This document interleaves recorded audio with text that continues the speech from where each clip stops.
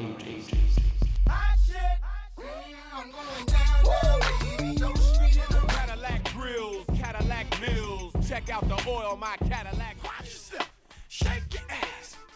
I came there with my front like they had the manpower lights. More or less, more so. How many licks does it take to you? I will be by your side till you get to the center of the Oh, my dog is bigger than hip hop. Things going on. You say it's popular. We say it's foreground. Season 3.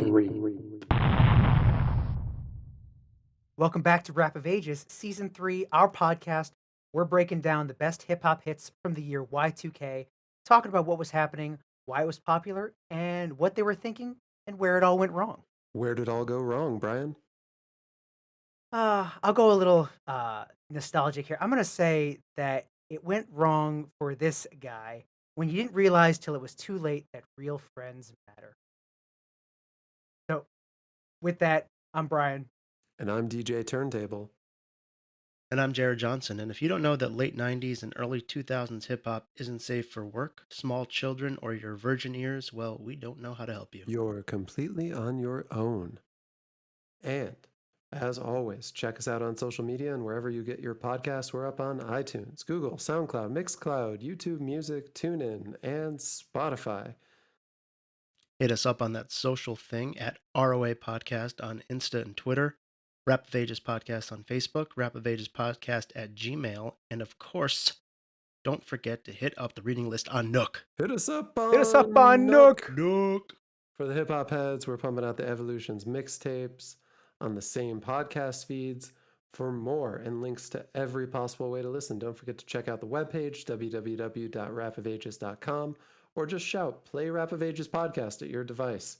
If you like the show, obviously tell a friend, subscribe, rate us, write a review. All that stuff is really, really greatly appreciated. If you don't like the show, you may remember we have a medical doctor now on staff. He also specializes in psychiatric problems. So if you have any problem in life, feel free to tell him. If you have a problem with yourself, if you have a problem with us, he would love to hear about it. So with that, let's get started. D, who are we talking about? We're talking about Bad Boy, We're Staying in New York, Black Rob, like, whoa. Take that, Whoa. take that. Wait, am I doing the wrong whoa? Whoa! That's how you That's say the it, joke. right? This track was That's a joke. whoa. It's a phrase we all use today still.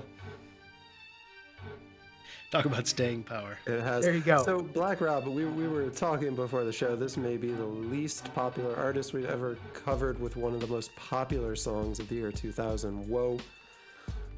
So this may surprise some of our listeners who are not from the New York area or haven't grown up in the 90s or the 2000s. Black Rob, a true one-hit wonder. I think our first one-hit wonder of the podcast. This song, you could not leave your house. You could not turn on the radio.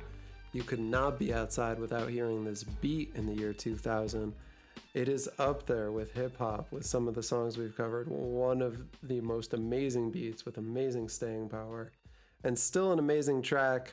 But this song, unlike some of the songs we covered, isn't the story of an incredible artist with huge staying power. In a lot of ways, it's the story of Bad Boy Records and what was happening in the late 90s and early 2000s. So, Brian, who was Black Rob?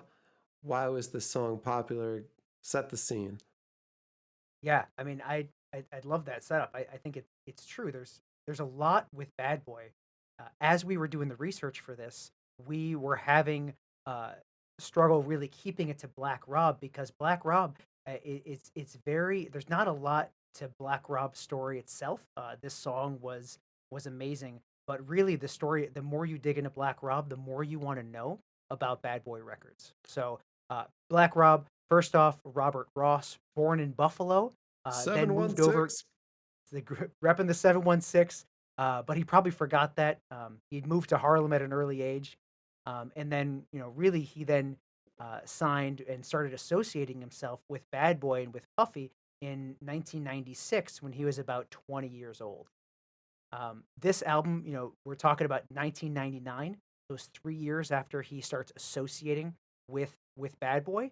He was on a number of tracks and pushed Bad Boy, had a great sounds.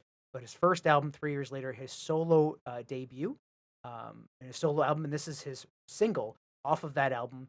The album was released in February, and then, or excuse me, the single was released in February, and then the album was released a month later in March. So Black Rob, he got his start basically freestyling, right? Yeah, so he was on the New York scene. It looks like there's not like you said, Brian, there's not a ton on him when he was much younger. He had mentioned that in some interviews that he was part of a group called the Schizophrenics. When he was younger, he was known as Bacardi Rob at that time, which I think was a good move from him to move from that to Black Rob. But he had the blueprint for being found, where his boy brings him into the office at Bad Boy, and he spits for Puffy, and Puffy's like, "Hold on a second," brings everybody else into the room, spits again. He's like, "Okay, we're good. This is gonna happen." Yeah, and This whole story is like the blueprint of like a million rappers. Like it's Right. just like the baseline story of like I knew a guy who knew a guy.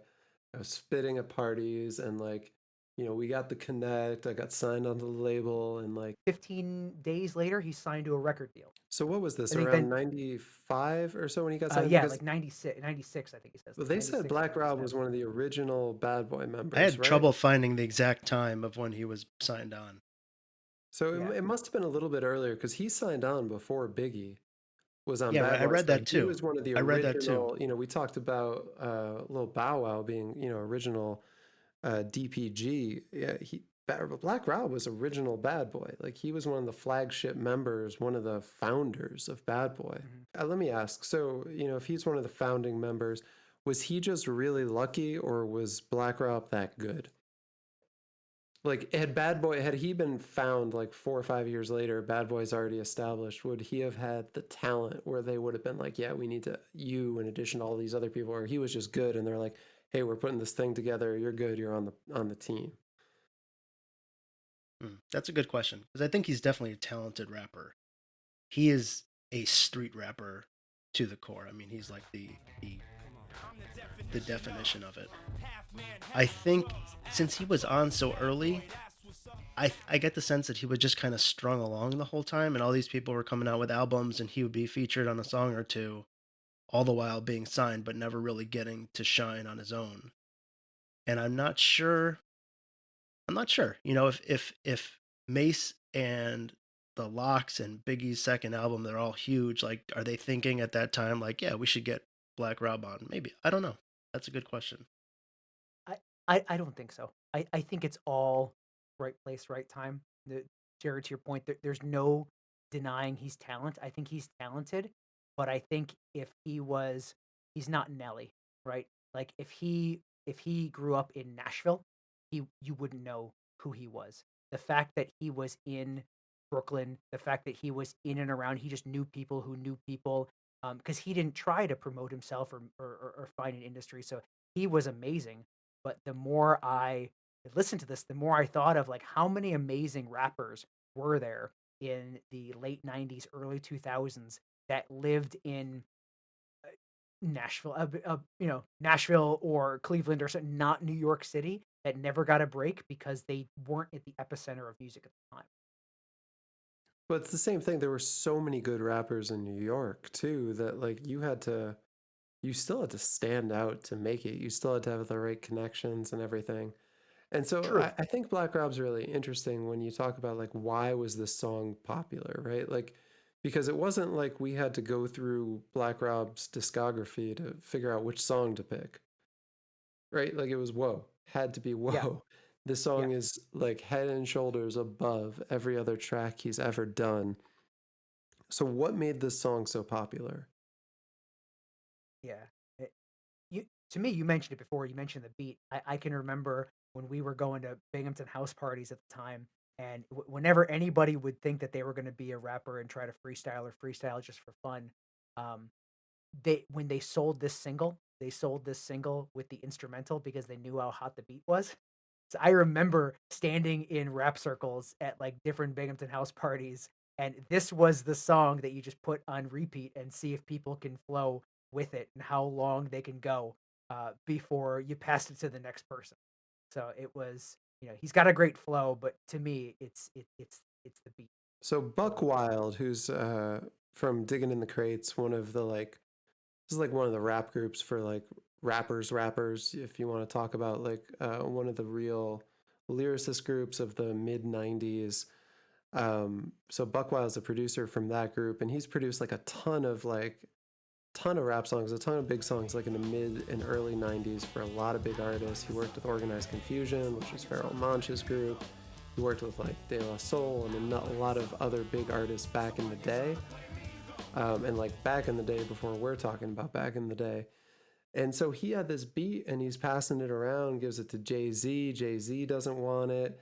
Jay-Z passes it to Beanie Siegel. Beanie Siegel doesn't want it. I think it goes to Emil next, ends up with Bad Boy. Nobody at Bad Boy wanted it. Black Rob listened to it a few times, didn't really like it, but did the track anyway, which all of sounds crazy to me because you think of this song, you think of the beat, Brian. Yeah. Like the beat is so hot, right? Like the sample is so abstract. It's a French song called Joy from like 1983 by Francois Vellery, who I'm sure everyone is super familiar with, right? This is like, you talk about like Buck Wild and digging in the crates, right? This is digging in the crates, man. You are going deep into the archives of music and picking some shit out that other people don't know. So like it's got a 2-second sample from that song, just looped a bit, and a really basic bass and a little bit of drum over it. And it's so memorable and so hot, but nobody wanted to rap on it. And Rob crushes it. Even he didn't want to do it, but he just crushes the track. So it's this real interesting, like, sometimes you have songs and everyone's like, oh, we knew it was going to be a hit or whatever. Buck Wild knew it was going to be a hit, but nobody believed him. Yeah, this was not one of those that everybody believed in, which is it is really weird to think back in retrospect. Complex had a list of top 100 beats of all time, and they put this at number 47. And Buck Wild also, he did Story to Tell on Biggie's album, also some Big L song. Yeah, he's had some huge tracks. Yeah, so okay, it's got a hot beat, right? And then the lyrics. Let's talk about the lyrics for a minute. Where does woe come from? It was woe was saying in the 2000s, early 90s. Is that what all the kids were saying? So it's like, oh yeah, everybody was saying it, and he just decided to run with it. Oh right. Oh no, actually no, that's not what happened. Nobody was saying that. Nobody was saying it. I don't think not that many people said it after the song either. It always felt too, and this is another thing the song had going against it. It felt like they were trying to force a catchphrase on you. Yeah, you can't do that. They're like, all right, Bad Boy's here, we got a catchphrase, and this is the song with the catchphrase. To a listener, like a casual listener, that's how it came off. Like whoa, okay, we just say whoa a million times on track, it's gonna become a thing. Never really caught on, never really was a thing. Did you guys read the story of where Black Rob got the idea from? So he says it was Harv Pierre, whose rapper name's Joe Hooker, who was one of the Bad Boy execs, and he apparently was always saying it. And so Black Rob was always saying it, right? Like you said, and then, Harv Pierre said like, oh, why don't you put that in a song or whatever? But yeah, so it was his own catchphrase, I guess. Was that kind of the takeaway there? Yeah. Yeah, you just can't do that. You can't force that on people. It's like trying to give yourself a nickname. Like, it just doesn't work. Right. Like, hey guys, call me Shredder from now on. No, I'm fucking not gonna call you Shredder, you idiot. Saying, whoa. I think another reason this song was popular, I just want to kind of figure out where in the Bad Boy timeline we are right now. Because, he signed around the time Biggie did, I guess, which is 93. Biggie had his first album in 94. So Bad Boy's cruising along. And in 1997, Biggie dies, right on March 9th. R.I.P. So that year, they put out Life After Death, which posthumously. No Way Out came out in July of that year, which was Puffy's album. Mace dropped Harlem World that year also. So all three of those albums come out the same year for Bad Boy, which is just insane. The Lox are signed on. They come out with their album next year in 98. And then after that, things are kind of just going downhill for Bad Boy. Like the Lox leave, Mace goes to be a preacher, the Lox go over to Rough Rider, and then Black Rob is kind of like supposed to be the torchbearer from then on. So I think another reason why this was so big, aside from it just being popular, I think they put a lot into it. Bad Boy did, because they were like, this is the guy that's gonna save us now. Like we kind of lost all our artists who have been making a lot of money for us, including Shine, who has also put his album out in 2000. You guys remember Shine? Oh yeah. Was he before or after the song? I thought he was after. He was right? His after. I think he album was later after in the this. year. Yep. Yeah. But I don't know if he went to jail that year or shortly I think it was afterwards. the But he was next year convicted because for I think attempted murder. they were under investigation. I think when the song came out or something like that, Yeah. like for that nightclub So shooting. yeah. So this album, this is like, I'm sure Puffy was like, wow, we need to really sell this album. So they really put the whole force of Bad Boy behind it. And you can see on the album also, like Bad Boy and Puffy does like every album, everybody on the label is on this album. There's Lil' Kim is on it. Of course, even Puffy's girlfriend at the time, Jennifer Lopez, is on one of the later tracks in the album. But it's one of those, like, let's get everybody on board. The Lox, anybody who has Bad Boy's name, like, let's get them on and let's fucking pump this album. So let's talk about the song a little bit more. We talked about woe. Woe is well, Brian, Jared, what does woe mean? I would say it means the shit. That's how roughly translate it. To be good or bad, because he uses it in both ways. If something's really exciting, whoa. If somebody's trying to do something, like get a discount on drugs that he is selling, then it's like whoa, whoa, whoa, whoa, whoa. Yeah, I feel So like he uses it multiple different ways during the song. indeed.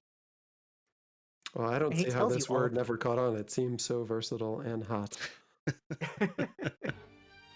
So, I mean, he starts off saying, look, when you see something ill, you know what I mean? That shit is woe. Anything ill you see is woe. Got it. Okay. And then he proceeds to describe things that are woe throughout the track. A big car, curb, that's woe. And then if you have more things on the car, like the fully equipped kit on it, it's woe. You know what I mean? I wish that he didn't have this intro. I feel like this is like when you're watching a movie and Yep. one of the characters is like, "Oh, stop it, little brother."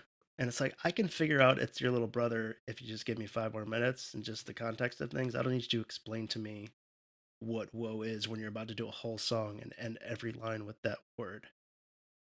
Yeah. Allow the nuance. Yeah, I felt that same way. But yes, you don't need the intro. You just have he explains it fully that if he's got a girl uptown, she's woe. She's so woe that he's messed up in the head. So he buys her lots of things. And he also no longer has money problems. That is woe. He's not going to tell you anything about his plans, and he's not going to tell the cop anything, and because those things would not be woe. Let's step back to a few of these lines here.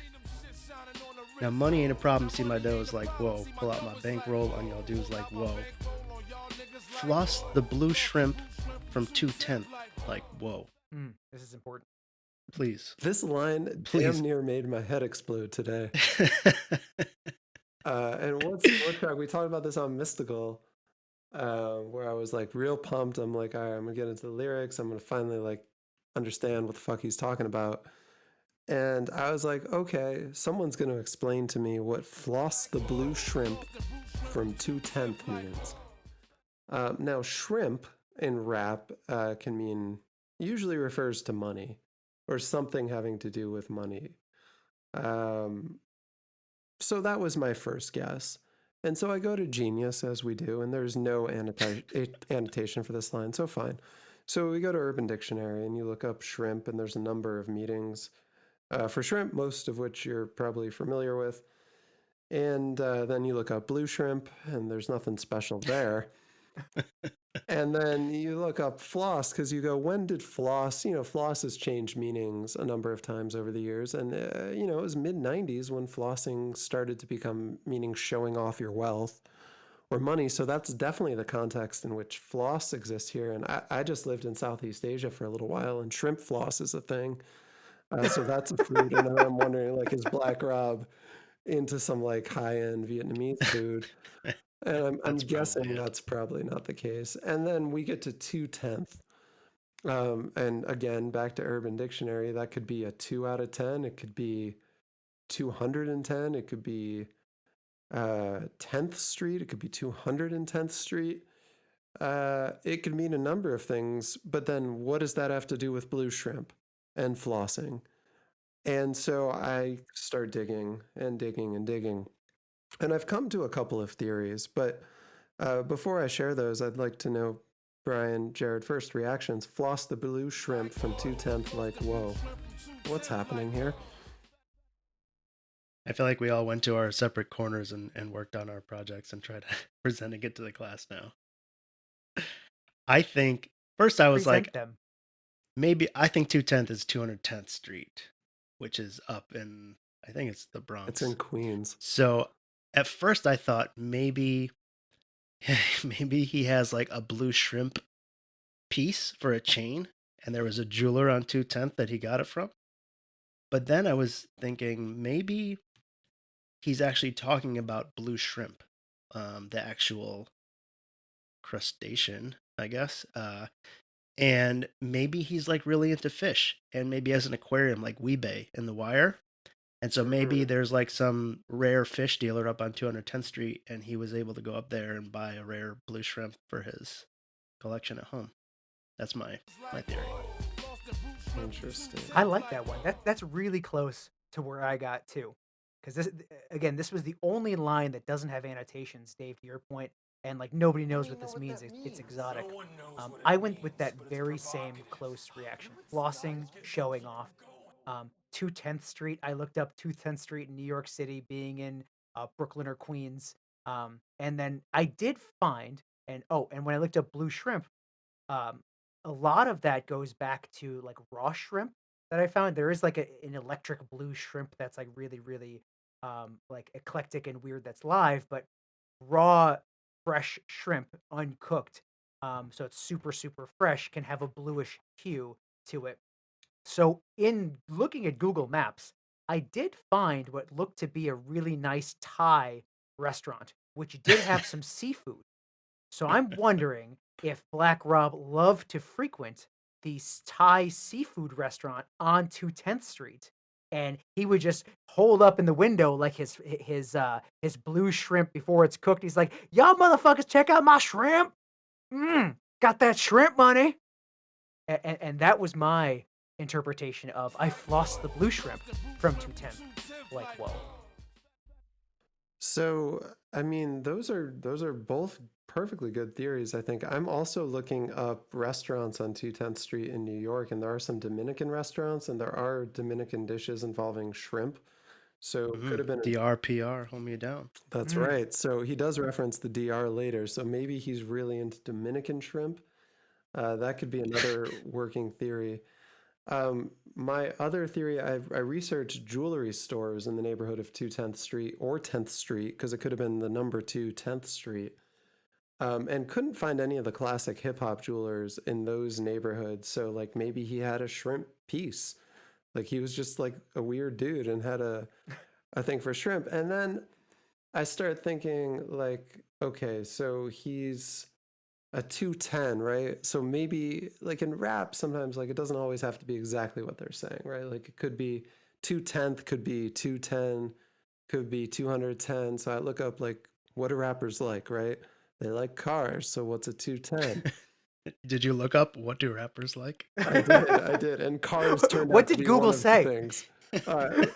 They like the cars, the clothes, the bling, those Black, things. you didn't need to Google. Black Rob tells you in the chorus. He does. Right. We'll get Tells- to the things that rappers like later. But there is a Chevy 210, which is a Chevy Bel Air, which was the line of Chevys they put out from, I think, 53 to 57.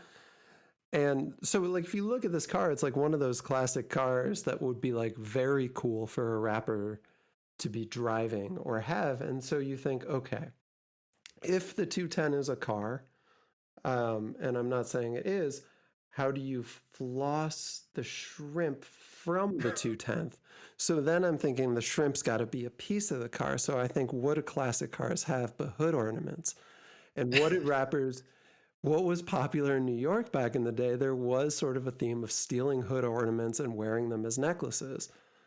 And the Chevy Bel Air happens to have a hood ornament that does resemble a shrimp in a certain way. And I have like a side to side photo. It's really like it's a jet, like a jet eagle kind of hood ornament. But if you look at it, and like the classic color of the Chevy is like a blue.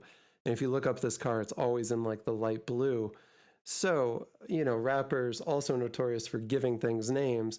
So I'm wondering if there was like a nickname for a hood ornament. You called it a shrimp. It looked like a shrimp. It was blue. The car was blue. He grabbed the hood ornament, put it around his neck, was flossing the blue shrimp from the 210. And that's how I spent most of my afternoon today. I wanted to ask you guys about the end of the first verse too. When he's saying people are getting pulled off his block, like whoa, coming home within a half an hour, like whoa, fronting like they had the manpower, like whoa. So they're getting pulled up by police and they're coming home within a half an hour. Is he saying people are snitching and they're getting released early because of that, or they're not saying anything? Who's fronting like they had the manpower? I'm a little lost, Black Rob. Yeah, it's confusing, right? Because you think the people that are getting pulled off the block are the ones fronting, like they had the manpower. But if they came home, like they're doing all right, like they didn't get locked up. Well, but then he kind of clears it up by saying, like, more or less, more so. I love that line. Yeah, more or It's just less. like, Everything I said. I made these words rhyme together. Don't try to follow the narrative. It's more or less like this. Fair enough. More so. It's the best I should way. have just listened to Black Rob more. Just keep reading.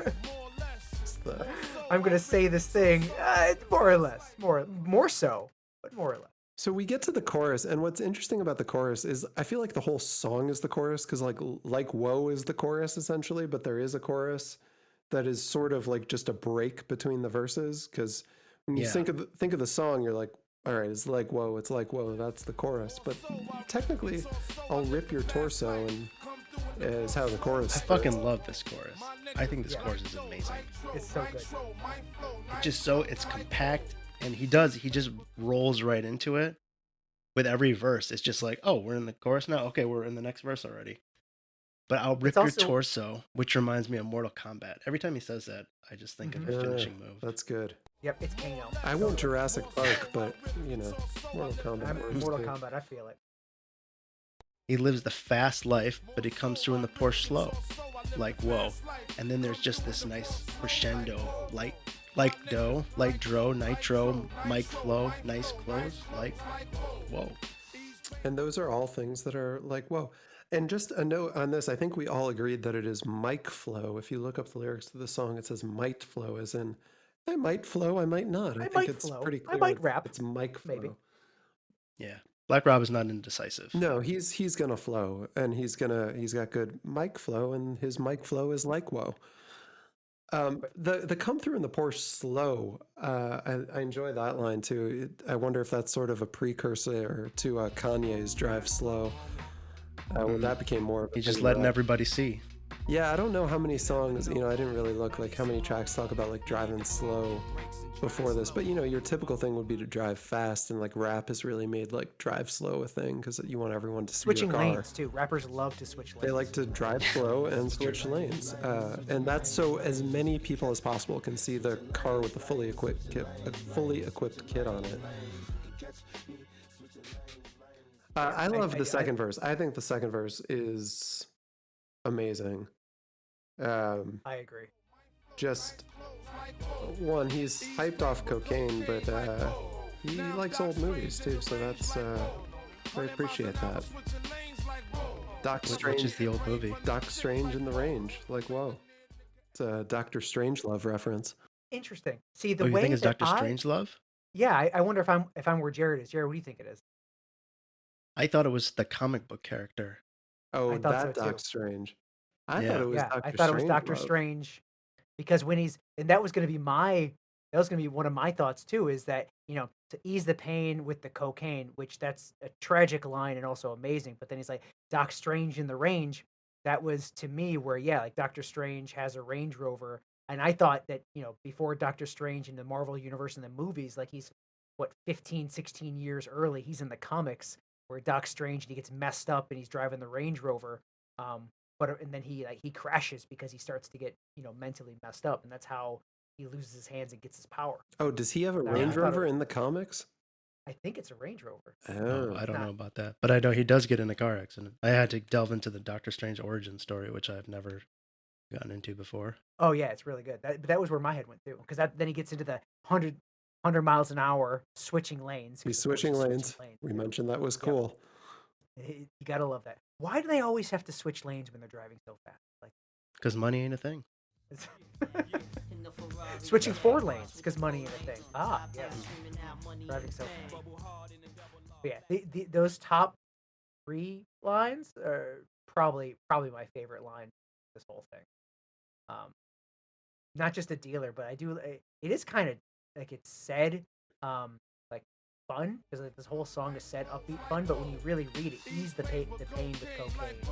Now I'm Doc Strange in the Ranger. Like that's really cool, but also tragic. Like Portion, the next 2 lines, nothing describes the 2 meanings of the word woe quite so well as these 2 lines, Brian. this is very true because it is yeah, the first one it's so he's driving 100 miles an hour switching lanes like whoa, and then he's getting brain from this chick, which is he is receiving oral sex from this chick in the car like whoa.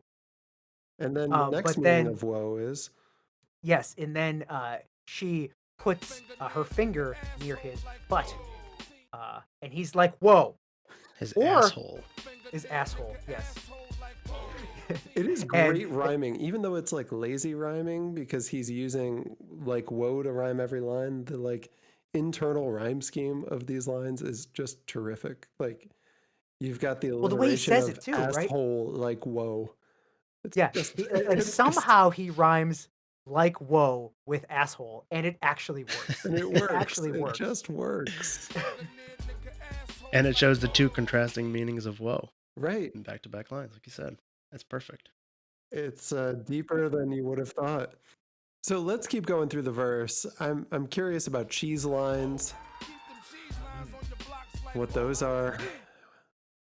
I think cheese lines are like the lines of fiends lining up to get drugs. And then things Surprise! Grenade through your window. grenade through your window. Surprise! Where did that come from? It really escalates quickly. Brick through a grenade. He's street. Yeah, it really is. It is brick through a grenade. I got money. I'm driving fast. I'm selling drugs on the street. Grenade! Surprise! Black Rob, I've been meaning to talk to you about that. You should probably find a safe house and lay low for a few days because you're wanted for murder. Where'd you get a grenade anyway? So, and then we get into rapper stuff that people love to see him do it. They put him through it. And he's going to go toe to toe, blow for blow. Like, whoa. And again, great. You have some great. His assonance transitions in this song are some of the best transitions that we've covered in any song where there's not like a weird break and then they like hit the chorus. Like the verses transition into the choruses. Like it's almost, you could tell the song was written linear rather than like, let me just write 3 separate things and then like slam a chorus in the middle of it. Like it's actually a really well choreographed song, if I can say it that way.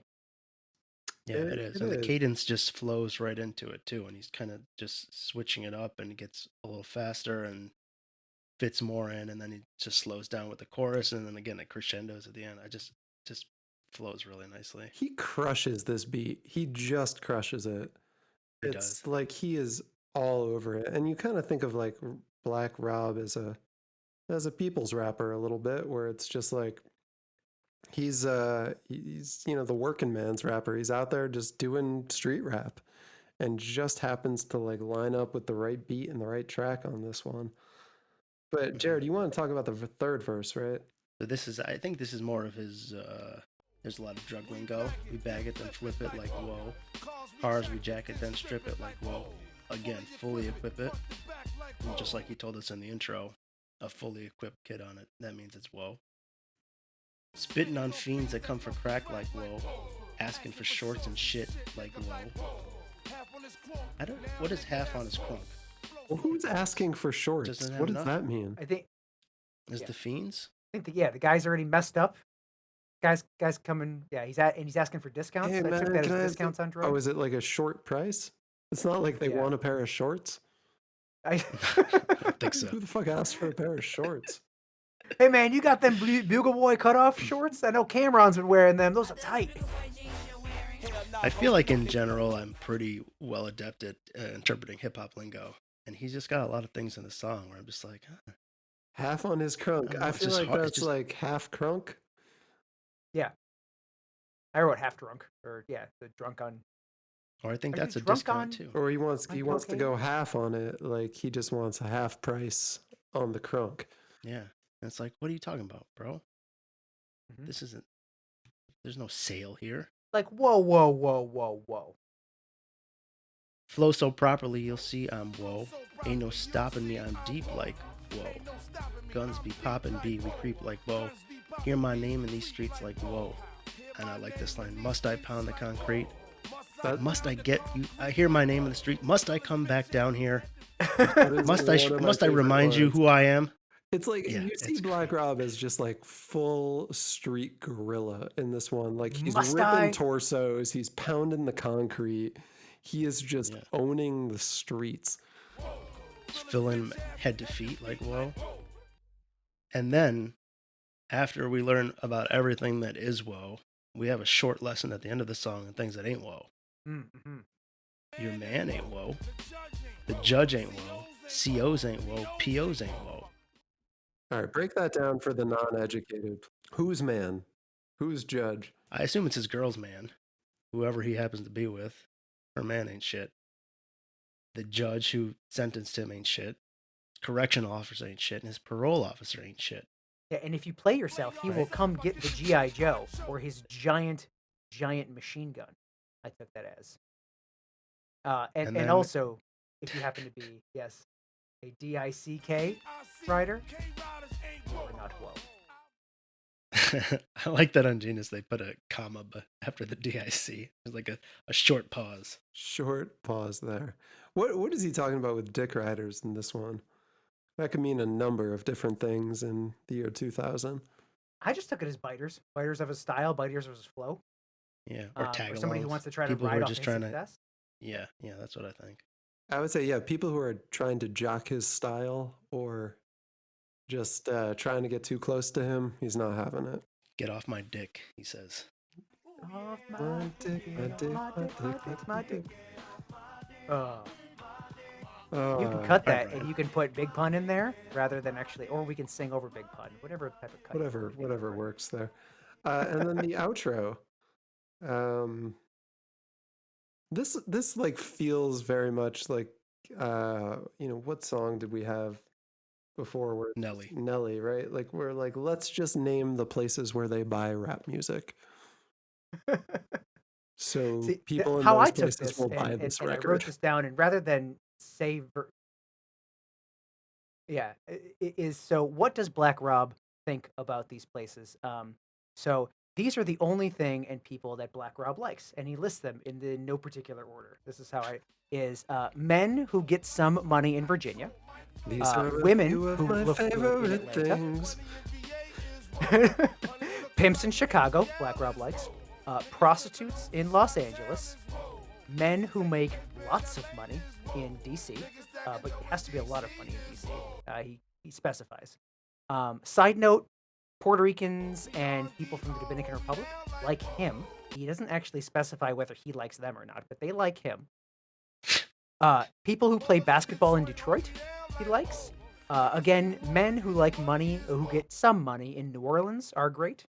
Side note, he thinks people from Boston and New Jersey are crazy.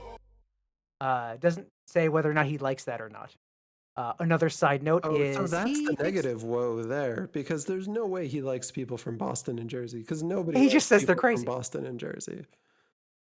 No one from New York, at least, let's be honest. So he Yeah. says, them motherfuckers is whoa, like, whoa, step the fuck back. That's what that whoa is. They're crazy. The other side note is that you are cool if you are from Florida or Philadelphia. The state of Florida or the city of Philadelphia, you're cool. He also says Tampa, the entire state of Texas, and Cleveland are nice places to visit. He doesn't say anything about the people. He just says they're whoa. And also, next line, surprisingly, so is Memphis and Little Rock. And then another side tangent is people from Panama, by the way, also like him too. He makes no mention of he likes them. That's And the last, most bizarre shout out, Panama. Where does that even come from? I mean, Yep. he grew up in Spanish Harlem, so maybe there were some Panamanians living there. Panamanians? Yeah, I guess it's New so. York, man. and lastly, the last side note, and of course, all of the New York City supports all of his endeavors, whether it's rap, whether it's selling drugs. All of his endeavors are supported by the people of New York. It sounds like he saved the best for last because he calls out Bad Boy, he calls out Buck Wild. Oh yeah, and then in the middle there, he also realized he forgot somebody, and then he calls out North Carolina and South Carolina. Why does They are Petey also- Pablo get a shout out here? Because he's the one he put him on. When Petey Pablo moved from North Carolina to New York, he met Black Rob and I think Busta Rhymes, and I think Black Rob helped him break through. Petey Pablo. Fascinating. Yeah, I thought Wait, that was where's very Petey random. Pablo shout out? Well, so he ends with like North PDP. Carolina and South Carolina, and then after that he says, "Life story PDP," and then I got the beat from Buck Wild. He just starts like saying things at the end Oh yeah, randomly. I also like how we got a shout out at the end of the track because we fall into the whoever I forgot category. So I'll take that as Thanks, Black my Rob. personal shout out. anybody What a that's guy. important, but I forgot them. My bad, but I didn't forget you. Whoever Feel in I my heart. forgot on this shit is whoa. It's terrific. It's like the thank yous at the end of a book, Right. where you're That's like, exactly what I it just is. got to thank everybody I know. Yeah. Or an awards presentation. It's like the Oscars. Mhm. And then he forgot. Oh wait, one more. North Carolina, South Carolina, and anybody else I forgot. Thank you. Okay, You're all thank you. whoa. This really would be a great Oscar speech. Just verse 4 through the outro. That's exactly what And like, the outro also, they kind of fade him off the track. Like he's still talking when the song cuts out, which is How very much longer much do you like think the he went Oscar pull at the end where they just start playing the music over him and they're like, all right, Black Rob, you're done here. is that Puffy just turning up the music, or like, all right, tell him to stop. Tell him to stop. You like got the hook at the Apollo. Oh my goodness. Well, we beat this to death like whoa. Like whoa. Like whoa. Let me just talk about the remix for a second because Bad Boy, they had the album We Invented the Remix. Remixes were a huge thing. A lot of the songs we're talking about had remixes. Often what a remix means is a different beat and a bunch of different rappers on it. With some sort of like thematic similarity between the track. But in the case of this song, the beat was so hot, they're like, we're just going to play the beat for 10 minutes and every single rapper we've got on the label is going to hop on this.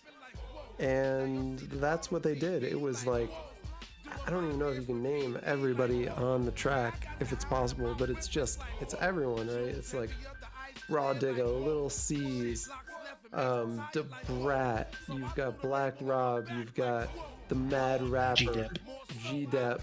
Who else is on it? It's like everyone and their mother is on the track. It is unbelievable, and it's still like you'd think that like sounds terrible, but the beat is so good, and the like constant theme of like Beanie Siegel's on it too. It's amazing. I can listen to it for like 10 minutes and not get bored. It's unbelievable. Good, because it isn't into like 47-minute song. Oh my god. And this was one of those beats too that you just heard all over the radio on like freestyles. Everyone wanted to get a freestyle on this beat. It's on like diss tracks. It is just it is everywhere. And apparently, it's still like a huge song in New York in the summer. Like this is still on the radio there. People still like blast it out of their stereos. So hugely, hugely popular song. Does this song go wrong? Does Black Rob go wrong? What do we think? I think Black Rob has some issues after this song, but during the song, I just want to kind of put him in context with what was going on at the time also, and I think he was kind of in the right place at the right time, like we said earlier. He was on Bad Boy, right? This was their pinnacle by far, like 97, the late 90s. He was one of the major artists on the label. He is on albums with Biggie, and in Victory, Biggie actually drops his name. I don't think he's ever on a track with him, but to have your name mentioned by Biggie is, puts you in a class. He's on Puffy's album, he's on Mace's album. This song is huge. He's in the Let's Get It video with G-Dep, which was the first video to popularize the Harlem Shake. So he just caught up in Bad Boy at the time and is featured on tracks, and he's just one of these guys on the label like, yeah, let's put him on this track, let's put him on this track. And because it's such a major label at the time with all these huge talented artists, he's kind of gets swept up in this wave of just like hit after hit after hit, and he's happens to be on some of the most well-known tracks of all time. Yep. And like the weird thing about this, right? We talk about things going wrong. Like for Black Rob, he doesn't put out an album after this until 2005, which, so he gets swept up in the fame of this. He's doing like the one offs, the singles or whatever. For whatever reason, he's not able to get like more albums out. He ends up catching a grand larceny charge and then like fails to show, which like probably would have got pled down or like into something minor, but Yeah, that was so stupid. he like fails to show up for sentencing. And so like a year and a half later, he finally gets caught and like ends up having to go to jail for 7 years. And like he stole a purse with like $6,000 in it. Like, so it's grand larceny, but like, dude, you've got like a deal. It might not be the best record deal, but like, what are you doing stealing $6,000? Like, I don't know. I heard in an interview they asked him at the time, like, did you need the money? He was like, well, the money was fine, but he's really just did it for the adrenaline. I think he's just a thief. Yeah, He's just been doing that since he was younger. grimy He's dude just a like thief. stealing shit. Like, Yeah. I think that's right. Like, it definitely wasn't about the money. So, he catches the charge, goes to jail for 7 years, right, for stealing a purse and then not showing up. He made it worse. So he can't promote the album. Second album kind of flops. Bad Boy, in his words, they kind of like forgot about him when he was in jail. Puffy doesn't go to visit him. He kind of breaks with the label because they kind of, write him off after he's in prison. Starts an independent label, changes labels, puts out another album in 2011. And then, a couple years later, has a stroke, almost dies, comes out of it, recovers, has an album in 2015. And, he's in his 40s at this point, and he's still kind of living off woe money. Brian, you talked about his record deal. What, he got 450 grand to put out 10 albums? He's on Yeah, album 4 when by he first signed, it was 2015. 450 grand. Right. So like, he's not super rich. I'm sure he got money, but he, had legal fees and all this stuff. His net worth's around 2.3 million these days. He was on interviews talking about his stroke and stuff and how he's worried about paying like medical bills and things. And so like you think of someone who had this like huge hit, the song was everywhere and everything, and like, he's just kind of getting by right now. And like you listen to his newer albums and it still sounds like 2000. He's like, man, this is what the game needs, and so he's like, he never evolved into anything more. Like he was always kind of like who he was and what he was when he came on in the 90s. And I think that's, he was lucky he got this big hit, but like he was pretty static as a rapper. Yeah. I think all that stuff. I mean, it's an amazing story. I think the only thing added to that, talk about how he still sounds that same way.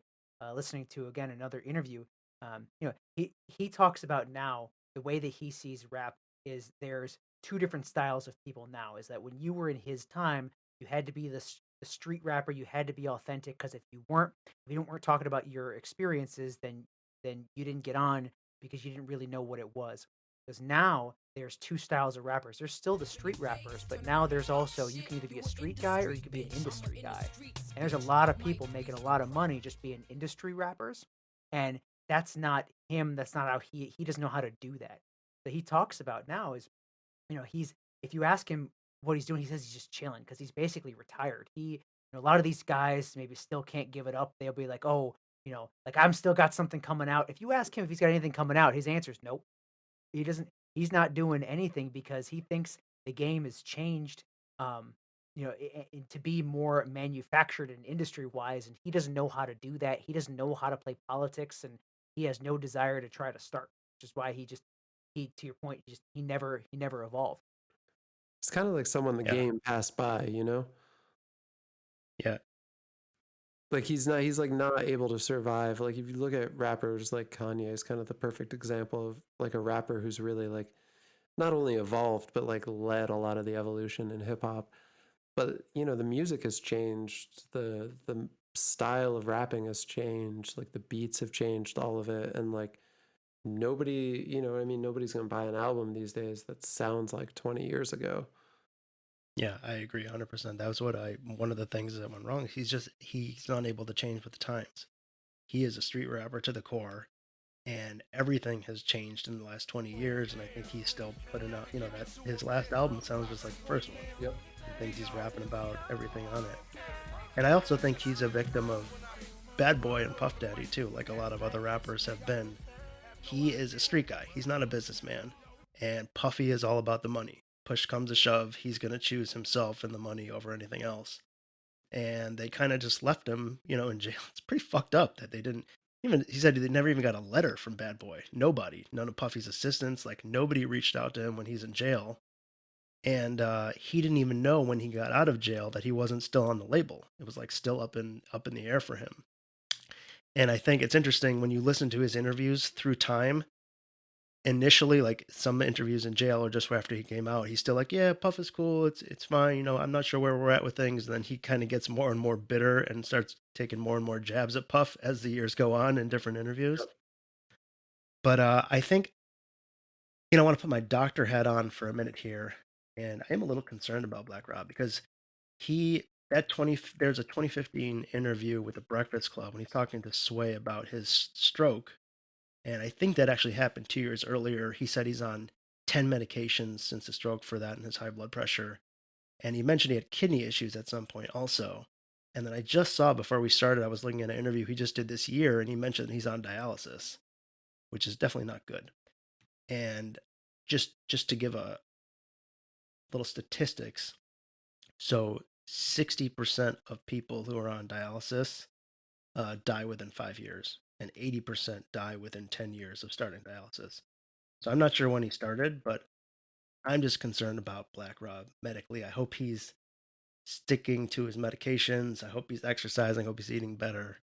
I'm not sure if that's the case or not, but he's looked worse and worse as the years went on in the different interviews. And I mean, Yeah. he's not an old dude. Like he's 44, No, yeah, right? Like he's not that much older than us. And go back to dead pres, man. Be healthy and like look at high blood pressure and drinking and smoking and all this stuff that's killing people in the community.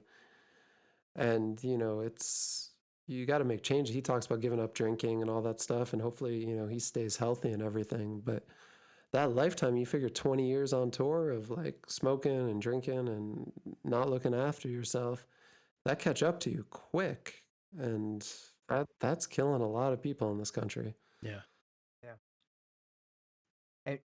And to put a final button on that one too, it kind of goes back to where I think I'd said at the very beginning too. My favorite thing in all the interviews I watched afterwards is they asked Black Rob, they said, what's the one thing that you take away from your life, your experiences, and what did you learn through your entire journey? And the only thing he came up with, he goes, I got something for you, he goes, is that real friends matter.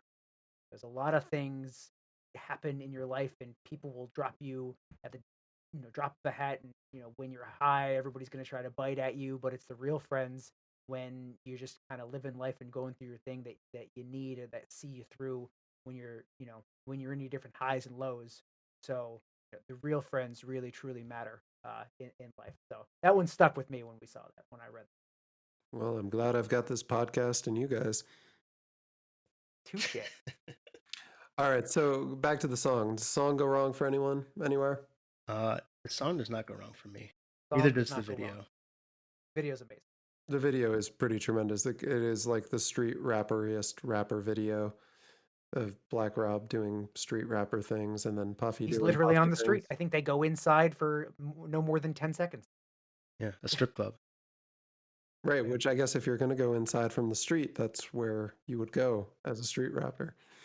Or the liquor store. In the liquor store, right outside. Arguably the best thing that came from that video, and I forgot about it until I just rewatched it. He has like a little woe dance that he does where he's like bouncing the shoulders. Oh my god, I forgot about that. I did too. I was like, oh yes, I remember that dance. That's somewhere Great. between like the Puffy dance and like the pre-Harlem Shake. Yeah, right. Sort of Like a the little more jerky. Precursor so to good. robot I version forgot of about Harlem that too. Shake. But that was great. I that totally brought me back. I mean, this song just brings me back to I feel like I'm riding around in a car with Pat or Eric or you guys. This is the song that brings me back to that. This is like straight up put this on. I put this on today or the other day, and I like went to walk the dog or whatever. It was like, I'm going teen night at the club. That was it, but I was like going out. We're smoking blunts. We're like ready to go. Like that's it. I was like, oh, it's everything. All right, so what are we gonna rate this song? Is it woes? Is it Rob's? Is it Blue shrimp? blue shrimp? Yes. How many blue Blue shrimp? Yes. All right, that's perfect. Brian, how many blue shrimp do you give this song? Even though I love this song, I do, and it has a lot of memories. I want to try to step outside myself. I'm gonna give this 2.5. Blue shrimp. I 2/10? really I'm gonna give it 2/10 of a blue shrimp. Yeah. It's really, this song didn't transcend like a lot of the other songs kind of got radio play, as it was really hot in the East Coast hip hop scene, but I don't think it was as popular as I remember it being. I think if you didn't listen, if you weren't a hip hop fan, I don't think this got into your pop or rock playlist. Um, so I think same thing too is, he didn't have a lot of staying power being a one hit wonder. So at the time, this song has a lot of great memories for me. I love this song, but for all the other ways that we rate this and why we rate this, I'm gonna only cap it off at 2.5. I don't know, Brian. It's hit number 43 on the Billboard charts, certified platinum. I think the song has staying power. I think it is still hot. I think you could still play it today.